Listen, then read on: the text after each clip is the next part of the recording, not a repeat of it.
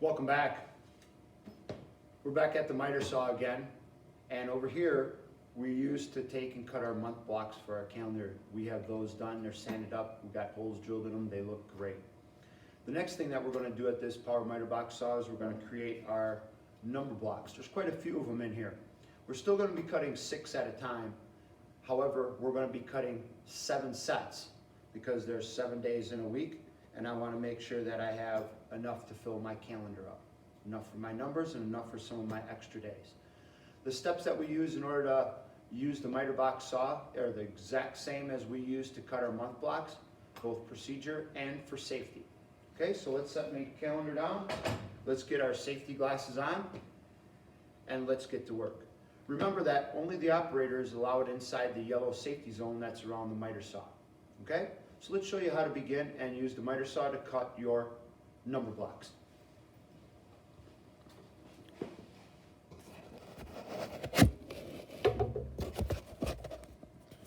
Remember, at the miter saw, we are going to take and make sure that our hands are outside of the red area when we're operating the saw, and only the operator is in the yellow safety zone, which is around the saw. On the operator only, who is wearing safety glasses. Now, everything is exactly the same fixture, same boards as we used to cut our month blocks. However, there's a second groove that's in here for the saw blade to pass through, and these are for our small number blocks. These are very, very small. Way too small for us to hold with our hands. That's why we have these clamps here to hold your material, and your hands are out of the red area while we're running the saw.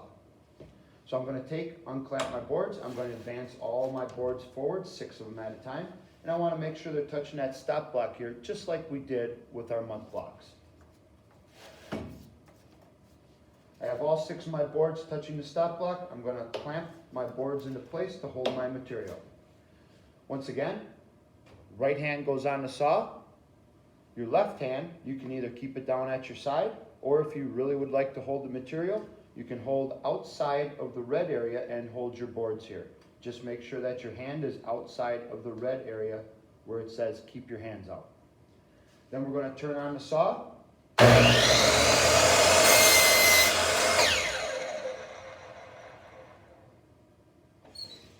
Okay, for a little review, I pulled the trigger, turned on the saw, let it get up to speed. I'm going to bring the saw down through the material. Once I'm through the material, I'm going to let go of the trigger, wait for the saw blade to stop spinning, and then return the saw to its starting position. I'm going to take and unclamp. These are my boards that I need for my number blocks. This is 1 set of 6. I need a total of 7 sets that look like this for a total of 42. I'm going to continue cutting. Once I get 42, we're going to bring you on to the next step.